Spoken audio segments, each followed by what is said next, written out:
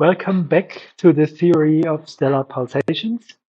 Well, we have seen this morning that the stars pulsate, or some of the stars pulsate with periods of 1 day, some of 50 days. The range of periods for Cepheid goes from 1 day to 50 days. So the question arises, what really controls the period of oscillation of a pulsating star? And to see that, we have to deal with the time scales which are important within a star. What are the time scales which are relevant for the time variability, or which might be relevant for the time variability of a star? So let us first consider the case. Well, I'm a bit anticipating. We know, well, most people of you know, that the star is, or the mechanics of the star is determined by hydrostatic equilibrium. That means that pressure is in equilibrium with gravity.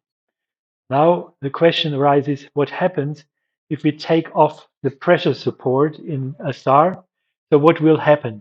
How fast, or how will the star get into equilibrium again, or how does a star react? On which time scale does a star react once we take off the pressure support? Well, in that case, if there is no pressure support, then the radius has to change according to the gravitation. So the only force that is left is gravitational force. The gravitational force is given, or the gravitational acceleration, to be precise, is given by gravitational constant times the mass over the radius squared, and the acceleration of the radius in that case the would be given by R2 dot. This is the acceleration of the radius, will be of the order of minus gm over r squared. Well, if we do a crude estimate of this relation, then we replace the acceleration simply by the radius divided by the time scale squared, which we are looking for, and let us call this time scale tau dynamical. So the acceleration is approximated, or is estimated, by the radius divided by the time scale on which this reaction on the loss of pressure support is proceeding. Well, the right-hand side is, of course, given by gravity times mass over the radius squared. Now we bring the radius from the left-hand side to the right-hand side, and we end up with a ratio of mass over r cubed. Well, the ratio of mass over r cubed is the volume of the star.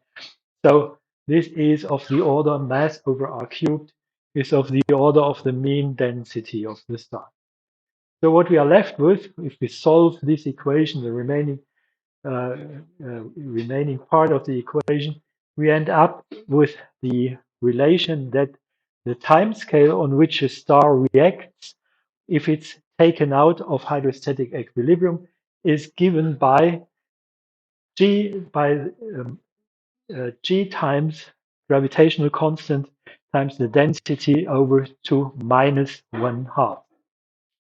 So this is the time scale on which a star reacts once it gets out of equilibrium, and it's at the same time the time scale on which the star gets back into equilibrium, into new equilibrium, or once it's perturbed.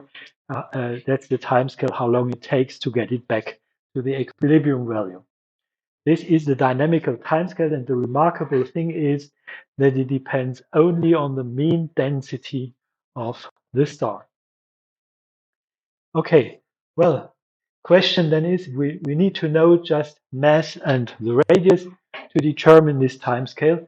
Let's have a look what comes out if we insert for the mean density some specific values for the various types of stars which we see on the sky. Well, first of all, let's take the sun. We have the mass of the sun, we have the radius of the sun. Let's estimate what this time scale is. Well, we end up with 25 minutes. Well, now let's keep the mass constant and let's go to a giant star. So we keep the mass of the order of the mass of the sun, and we increase the radius uh, according to the radius of a giant star. Giant stars, for instance, the beta Cepheid stars are giant stars. So they have a radius which is about 100 the 100 the radius of the sun. And if we do that, then we end up at the right order for the pulsation of a Cepheid. We end up with a period of 20 days. So now let's go to a bit smaller star, white dwarf.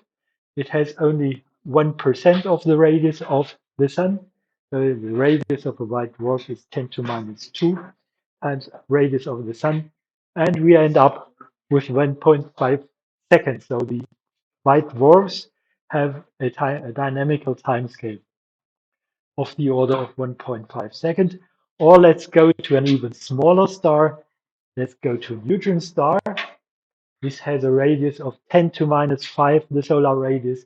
Then we end up with 10 to minus 4 seconds, or of the order of, let's say, of the order of milliseconds.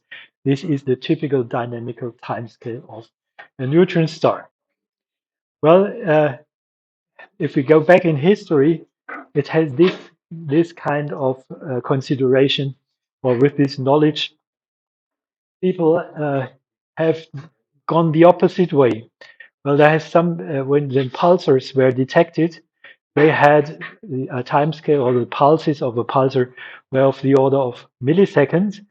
So when if suppose this is a stellar object, what would be the mean density of such a star? So from the timescale of a millisecond, you can vice versa, you can in the opposite way, you can determine the mean density of that object. Suppose it's a star and this timescale is the dynamical timescale of the object. And it was Tommy Gold who actually just arguing on that simple argument. Suppose our pulsars are stars which act or which are variable on their dynamical timescale, then we will end up with a density of 10 to 16 grams per cubic centimeter. And the only objects which were known that time which have such a high densities were neutron stars. So the simple argument from the timescale of variability, one can conclude what is the mean density of the object. Of course, suppose it's a stellar object, and suppose or provided it is an object acting on the dynamical timescale. So you can go both ways and determine mean densities of the objects, or if you know the mean density, you know the timescale, the dynamical timescale on which the stars could become variable. Okay, well, this is not the only timescale we can define for a star. This is the mechanical timescale, and it has to do with the establishment of the hydrostatic equilibrium or the equilibrium between the pressure and the gravity. There is another timescale which we can define, and the second timescale we can define is defined by the consideration. Well, a star has a luminosity, so we can ask the question: how long does it take for the star to radiate away all its internal energy on the local or on the present luminosity? We see the star has a luminosity. How long can it shine if the energy that is available is the internal or the thermal energy of the star? Then the timescale is easy to calculate. It's just the thermal energy content divided by the luminosity. Okay, so this is the so-called thermal or the Kelvin-Helmholtz timescale of the star. It's simply given by the thermal energy content divided by the luminosity. And now we have to know how big the thermal energy content of the star is compared to its gravitational energy. Gravitational energy per mass is simply the integral of the force. So Gm over r squared integrated gives Gm over r, or if we take not the energy per mass, but the total energy, this is gm squared over r. This is the order of magnitude of the gravitational energy, and we will see in one of the tutorials that in fact the thermal energy of a star is of the order of the gravitational energy. Uh, this is anticipated from the tutorials. So the thermal energy is given by gm squared over r. Now inserting that for the thermal energy, we end up with a thermal timescale of the star, which is then of the order of gm squared over the luminosity times the radius. If we insert here values for the sun, or if we take the mass in units of the solar mass and the luminosity in units of the solar luminosity, radius in terms of the in units of the solar radius, then we end up with 10 to 7 years for this time scale, time m times m squared over L and the radius. So this is the scaling with mass, luminosity, and radius. For the sun, it's 10 to 7 years, a vastly different time scale from the dynamical time scale. Well, there is a third time scale which is important for a star, which is the nuclear time scale, which is considered as the time on which a star could live on the resources of nuclear energy content. Nuclear energy content is proportional to the mass. So the nuclear energy which is available will be simply proportional to mass, and the time on which the star could live from this nuclear energy content is simply the nuclear energy content divided by the luminosity, very similar to the thermal timescale even above. So the nuclear timescale is the nuclear energy content divided by the luminosity. Nuclear energy content is proportional to the mass. This is proportional to mass over luminosity. And if we insert values for the sun here, we end up with 10 to 10 years times the mass in units of the solar mass and divided by luminosity in units of the solar luminosity. So we have three vastly different timescales for a star.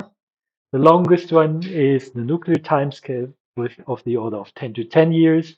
Then the shorter one is the thermal timescale of the order of 10 to 7 years. And the shortest one is the dynamical or the mechanical timescale, which is of the order or between minutes, between 10 to minus 4 seconds for a neutron star, and between several days or several hundred days for giant stars. The question, of course, arises which one is the timescale which is associated with our pulsations? Well, the thermal timescales and the nuclear timescales are outside the scope of human beings. We cannot observe, or we cannot observe for 10 to 10 years, or 10 to even 10 to 7 years. So the timescale which is accessible to a human being is the dynamic timescale. In fact, what we see for the variability timescale of observed objects, they are for the Cepheids, it's of the order of 100 days. For the sun, we know the sun oscillates on the timescale of 5 minutes. That is perfectly close to the 25 minutes we have estimated here. Keep in mind, this is an order of magnitude estimate, so don't take the values, the numerical values, too serious. It's an order of magnitude estimate. It will give. You should not overinterpret this, rather than taking the order of magnitude from such a crude estimate. Okay, that indicates already. This list indicates that pulsations have to do with uh, with a mechanical timescale, and it has somehow to do with stars coming out or getting out of hydrostatic or of mechanical equilibrium. So mechanical equilibrium seems to be in some sense lost for these stars, or they oscillate or pulsate somewhere around the mechanical equilibrium of the star. Thermal timescales and nuclear timescales are irrelevant for the pulsations. On these timescales, or for the pulsations, these long timescales do not seem to play a role. It's not quite correct because we'll see that the thermal timescale will come again into play, but the nuclear timescale usually doesn't matter. Okay, so that's for the timescales a star uh, can uh, can have. So we deduced from this consideration that pulsations seem to be related to the dynamical timescale, and the mechanical or the hydrostatic equilibrium is perturbed and readjusted on the dynamical timescale. So pulsations, I'm a bit anticipating, seem to be oscillations of the star around the mechanical equilibrium. Well, once we recognize that pulsations seem to be oscillations around the equilibrium, or they seem to be mechanical oscillations, well, any oscillation requires a restoring force. Any oscillator has a restoring force. So this is one of the basics of oscillations or oscillations or pulsations. They require restoring force. So what is the restoring force in a star? Well, there are actually two restoring forces in a star, and we may distinguish between two restoring forces which are associated then with different kind of waves or different kinds of modes of of, uh, of pulsation or oscillation mode. So one restoring force, of course, if we compress our star, if we perturb the equilibrium and we compress our star, then pressure will increase because we reduce the volume, and the restoring force is, of course, the pressure. Pressure is one of the sources, or the compressibility of our star is one of the sources of a restoring force. This is so. This is one type of restoring force, and you already know once the pressure is the restoring force, you have it on Earth in the atmosphere. If you compress some kind of gas, then the equilibrium is restored, we can generate sound waves. So the compressibility and pressure gives rise to sound waves or to P modes. P modes means pressure modes, so the P modes are associated with the restoring force, pressure, or compressibility. In a star, there is a second restoring force because if you, for instance, perturb a a surface of constant density or constant pressure within the star, and you perturb the size or the form of this constant pressure or constant density uh, surface, then you'll feel what is felt for any ship on the ocean. Well, if you push down the ship, buoyancy will lift it up again, and so the it feels the gravity, or it's caused. One cause of this buoyancy is the gravity. Without gravity, you would not feel the buoyancy. And what you need in addition to that to feel this restoring force is a gradient of pressure. So you need, for a ship, for instance, you need a surface, a discrepancy between the density of the water and the density of the air.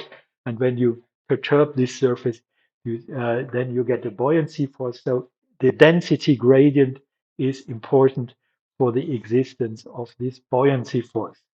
The buoyancy force goes with the gravity times the density gradient. And of course, there is a kind of waves associated with this type of restoring force. The type of waves that are associated with this restoring force are the gravity modes or the G modes. So in a star, we have two types of restoring forces, and we have two types of waves, and therefore we have two types of modes of standing waves, our modes in a star. Okay, So we can classify our modes or our waves within a star according to the restoring force, and according to the restoring force, we have either P modes or G modes. Okay, so there's another way of classifying the modes in a star, and this refers to the geometrical appearance of the modes, and sometimes the classification of modes according to restoring force and their geometrical appearance is confused. So please keep them separate. You can classify the modes according to the restoring force, then I have P and G modes, and you can also classify them according to the geometry in which they appear. And one type of geometry your modes may have, you may have oscillations in your star where the spherical symmetry is conserved. So it's like a balloon changing its radius. So the geometry of the star remains conserved, and simply the radius changes up and down. And in doing that, the spherical symmetry of the star is conserved. These are the radial modes. Another way of perturbing the star would be that you have regions in the star which move outwards, some region of the star move inwards. These, of course, perturb or do not conserve the geometry of the star. These are called the non-radial modes. I have indicated here the various regions coming out towards you or moving towards you with plus, going into the star or moving into the star with a minus. So the surface becomes distorted, and you have regions of the star which move in opposite directions. This is non-radial modes, and these are non-spherical deformations. In the first case, in the radial modes, we have spherical symmetry uh, conserved, and in the second one, we have non-radial modes. Well, what about the? Oh, it's already written here. Once we have radial pulsations, the question is, can radial pulsations be G modes? What is necessary for a G mode? For a mode where the restoring force is buoyancy, think of a water wave or a ship going on the ocean. Can you get buoyancy if the geometry, that means the level surface, is unperturbed going up and down? Can you feel buoyancy? No, you need to deform the surface. So that means that if you're talking about radial pulsations, these keep the symmetry of your object constant, then you can only have P modes. So if you have the radial spectrum of modes, these are only P modes. Buoyancy cannot act in a radial environment. Okay? And the opposite, non-radial pulsations, on the other hand, you can have both G modes and P modes. You can have the restoring force pressure having non-radial deformations, and for G modes, you necessarily have to have non-radial perturbations. So non-radial pulsations contain both P and G modes, and radial pulsations are only P modes. So if you have a non-radial perturbation or non-radial mode, it is not necessarily a G mode. Sometimes people confuse the symmetry of the mode with the restoring force. So G modes cannot exist in the radial environment, but both P and G modes are contained in the non-radial spectrum. They can appear with in any geometry. Okay, so keep in mind, radial pulsations are only P modes. There is no buoyancy, and non-radial pulsations can contain both P and G modes. And if you see a mode or a spectrum of frequencies, it's often difficult to decide whether it's a G mode or a P mode. It requires rather sophisticated analysis to say whether a mode is a G or a P mode. Okay. Uh, if you have pure gravity modes, let's summarize what I already said. Pure gravity modes are always non-radial. Okay, so keep in mind you can classify the modes according to the restoring force, and you can classify it concerning the geometry in which they appear. But you have to be aware that these are two separate classifications, and you have to be aware that you should not confuse these two terms. Okay, so well, now I would like to give you an example for an example how to calculate or how to estimate how a spectrum of modes comes about. Well, let's take as a guiding example an organ pipe. I will use this example several times during this lecture because it gives you an intuitive feeling what's going on. So the question is, how do you determine the spectrum of tones which you can generate with an organ pipe?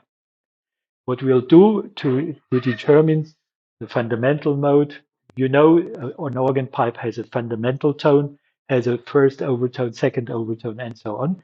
How do you determine these modes or these frequencies which an organ pipe can generate?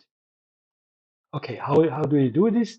Well, on the left-hand side, we have an organ pipe which has length L, and it should be closed, or we assume it to be closed on top of and bottom, and that means at the boundaries of this organ pipe, the velocity perturbation should vanish. So there should be a node of the standing wave here and there. And then we can fit several standing waves into this organ pipe. Well, the wave with the standing wave with the largest wavelength we could fit in is a wave which has a node here and a node on the bottom and a node on the top.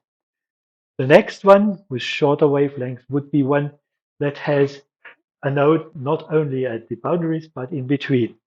The next one would one be which has two nodes in between, and so on. The wavelength which corresponds to that one would be two times the length of the pipe, and the wavelength that corresponds to this one, to the next one, would be the wavelength equal to the length of the pipe. Okay, so the wavelength which you can fit into your pipe is given by the length of the pipe divided by n. N equals 1, 2, 3, and so on.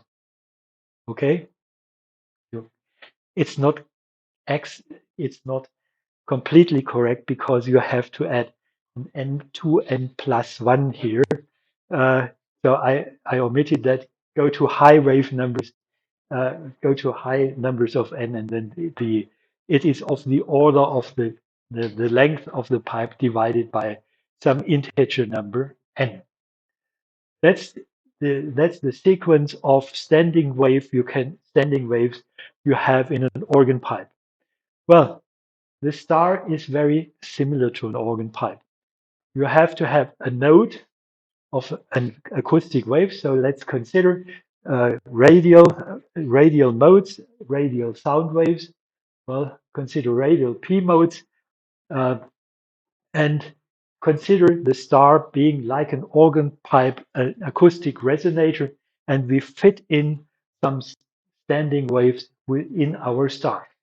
So the first wave, and well, this is it's not completely correct because we require here a node at the center of the star, and at the surface actually there is a maximum at the surface, but it shifts only by uh, by uh, uh, it shifts a little bit.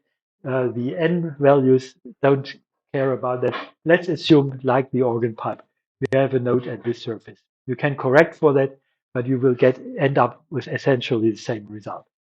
So we have a node at the center, at the surface. This would be the longest wavelength we can fit in. The next one would be one node in between. The next one would be two nodes in between.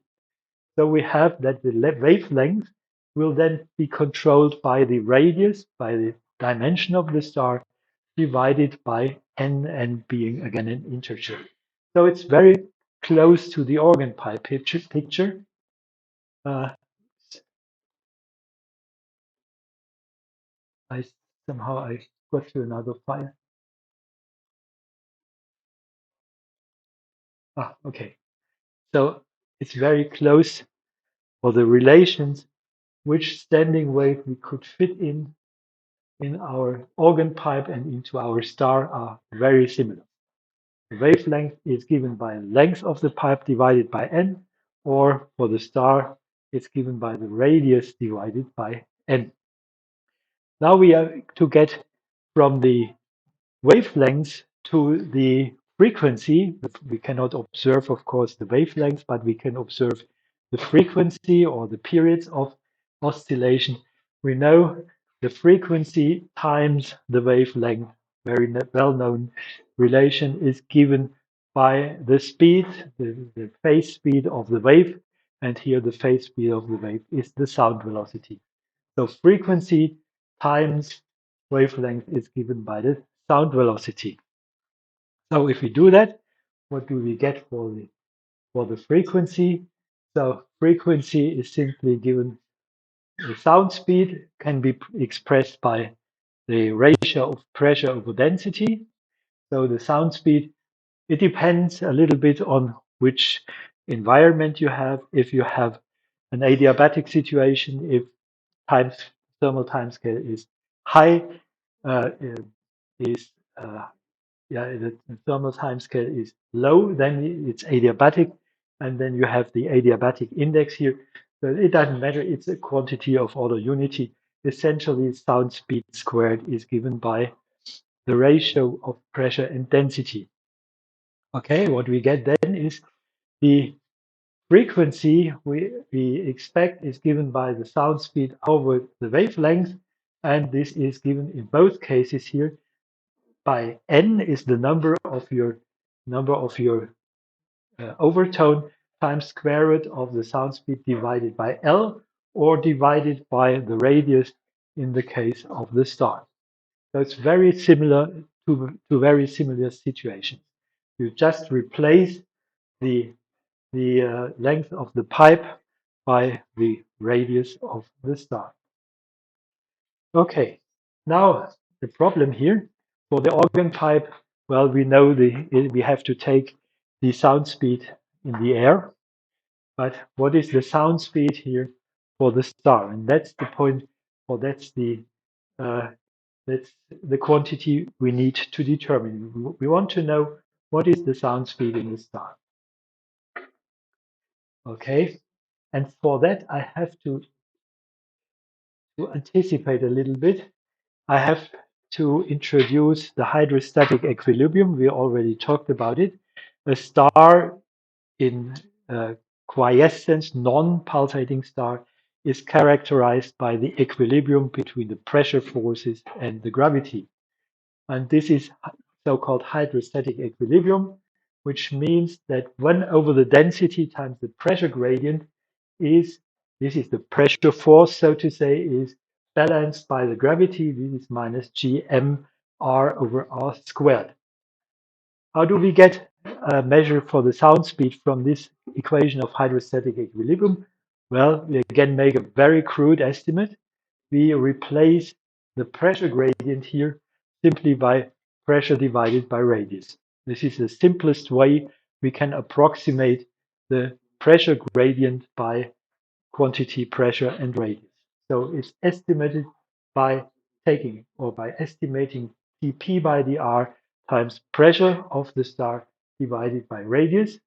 Well, then we see already we have P over rho, which is sound speed squared on the left-hand side. And there is one R, we bring it to the other side. And then we have P over rho is Gm over R. So we have an expression or an estimate for the sound speed in the star. And we express the sound speed in the star sound speed square, of course. Sound speed squared is of the order of gm over r. Now let's insert this into our previous previous equation here. The frequency is n times the square root of the square root of p over rho over r. And let's collect now these two results, and we end up with the frequency of this within the pulsation frequencies in the star should be n times the adiabatic index times gravity times gravitational constant times m over r cubed. Well, this is again m over r cubed is the mean density of the star, and we end up with the result that the frequencies of the various radial modes in a star should be of the order of the mode times the square root of g times rho. Well, if we take the fundamental mode, n equals 1, the frequency is given by square root of g times rho. Or if we go to the period, which is 1 over the frequency, then we end up with product of period times the square root of the density should be a constant. Well, again, here we see frequency is given by square root of g times rho. We have ended up with a previous estimate. Our consideration of standing waves within a star automatically gave us the dynamical time scale for the variation or for the pulsation period. Both approaches, either you can say, well, I compare the various time scale of the star with the pulsations we observe, we end up with a dynamical time scale, or we consider a more detailed model, namely fitting in standing sound waves, standing radial sound waves, radial standing sound waves within our star, then we end up with frequency being proportional to n times in essentially 1 over the dynamical time scale. At the same time, well, we get a relation that period, which is 1 over nu times square root of density, should be a constant. And this is actually a famous relation. Period of pulsation period within a star is related to the mean density such that the product of the period times the mean density is a constant, and we can also give the constant or determine the constant if we take the mean density in units of the mean density of the sun. Then this is called the Q value. The constant is called the Q value, and the Q value actually does not vary too much if we go from if we consider vastly different stellar models. So the Q values usually goes from 0.03 days to 0.12 days. So even our very crude estimate has provided the right relation, the period density relation. Once we know the period, then once we know the density, mean density of the star, we have an estimate for the fundamental period of a pulsation. If the star really pulsates, the Q value in which all our assumptions and uncertainties are condensed. We have made a very crude estimate, so we could not actually expect that we get a constant, a well-defined constant, but the range of this right-hand side is in fact pretty small. It ranges only from 0.02 days to 0.12 days for very different stellar models. So this is one of the basis is a basis of stellar pulsation theory or stellar pulsation consideration, the period density relation. Period times square root of density should be the Q value, and this lies between 0.03 days and 0.12 days. Okay, so with this period density relation and this overview over physics of pulsating star, I would like now to close the introduction. Are there questions? Please, I would like to encourage you again to ask questions if something is unclear, if you object. If I'm too fast, please tell me. And uh, if I'm doing too many too many boring or things you are familiar with, please tell me. I can go faster then. Okay.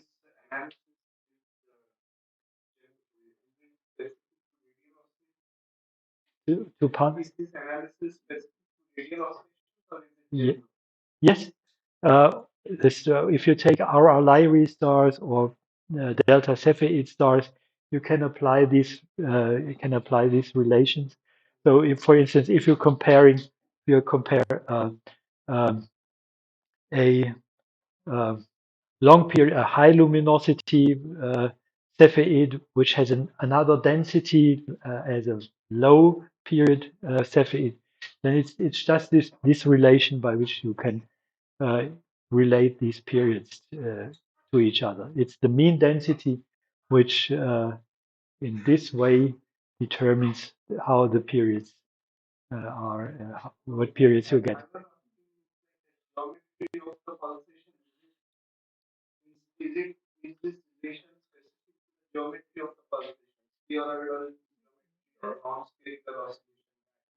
Well, once you have derived this relation, we have relied on spherical symmetry. But actually, the relation or this uh, basic relation is also valid for non-radial pulsations. To determine now the values within the order of magnitudes, you need more detailed stellar models.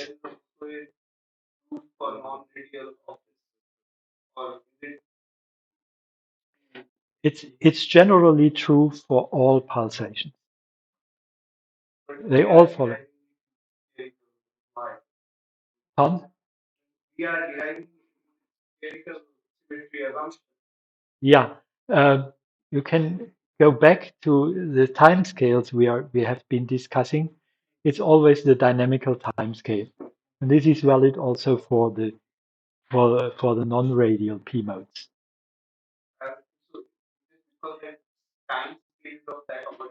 Yes, yes, yes. The time scale on which stars are pulsating is a dynamical time scale, and this is controlled by the mean density. And this holds independent of symmetry. Well, we have here now taken two approaches, not only considering the dynamical timescale, but we have constructed a detailed model with standing waves, and it comes up with the same result.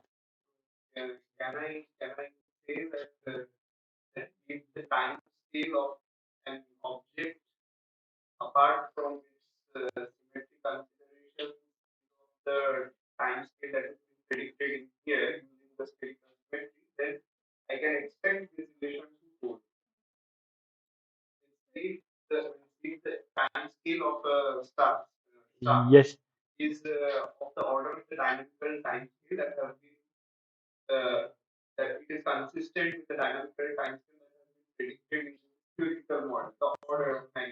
Yes, yes.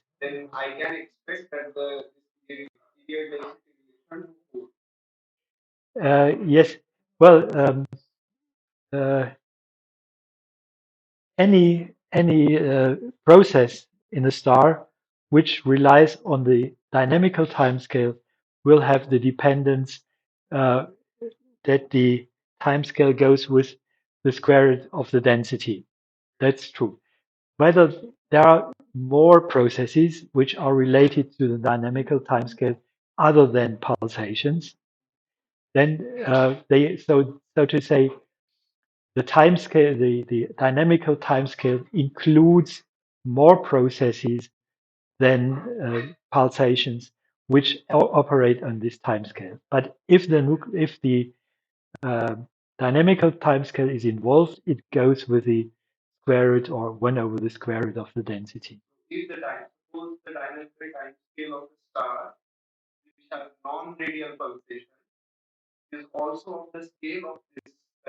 Yes, yes,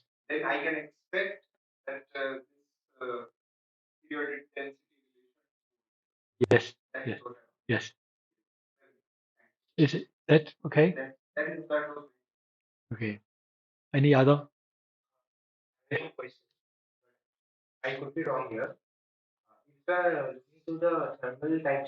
Yes. Yeah.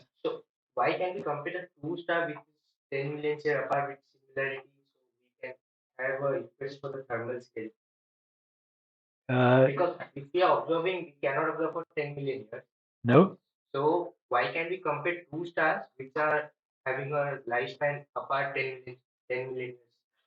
Well, you can never observe the thermal timescale and the nuclear timescale because it's too long directly.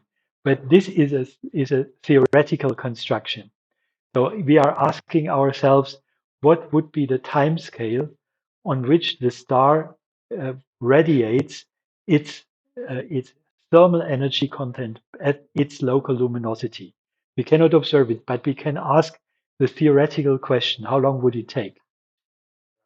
Is that what you mean? And you can also ask the question: how long would it take until the star has consumed its nuclear energy content? Then you would end up with 10 to 10 years. This is a theoretical question. It has nothing to do with observation because you can't observe it. It's,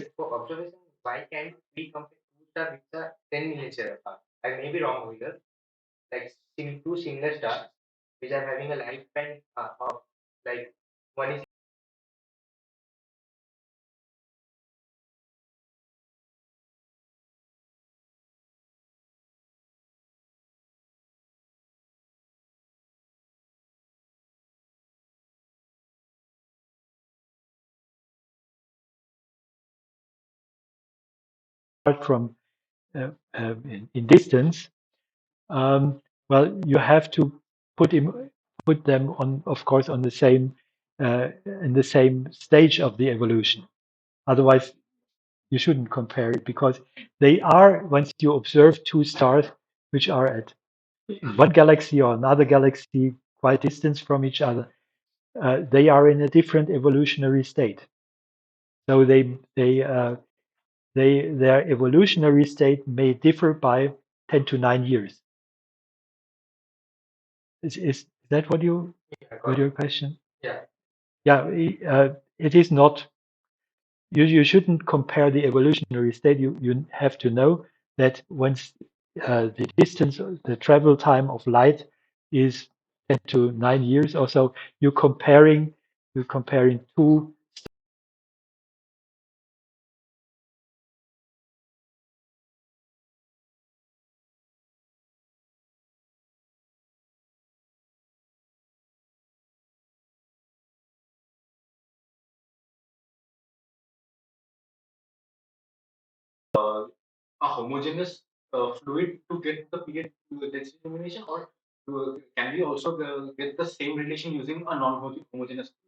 Yes, well, it's a very crude estimate because a star is non-homogeneous. It has high density inside and the density drops. Temperature has maximum inside and it drops outside. So it is by no means a homogeneous configuration. We did not assume that it's homogeneous. We just estimated. We took the pressure gradient equal to some, say, maximum pressure divided by radius. This would give a measure for, or is an estimate for the pressure gradient. And then we replace, so to say, the pressure by a mean pressure between somewhere between the maximum and the surface pressure. But we do not actually assume that the star is homogeneous, that it has a constant pressure. Yes, yes, yes. We have not assumed homogeneity, and this would not be true. But our estimate is a very crude estimate, I admit, for the pressure gradient. So we take some pressure in between the maximum and the minimum. That okay? Okay. Yes. Okay. Um, so should we stop here possibly? And okay. So let me. I should show perhaps it's sometimes the giant reference here because we are obliged to not to violate copyright copyright issues. And here I list some textbooks where the materials for the figures I have shown you were taken from. It's the book by Ernst Christian and Dalsgaard and Kurtz, Bowers and Deeming Astrophysics. We have seen pictures from Koch's theory of stellar pulsations, and there are two German textbooks where I took two figures from. This just for copyright reasons. We have to do that.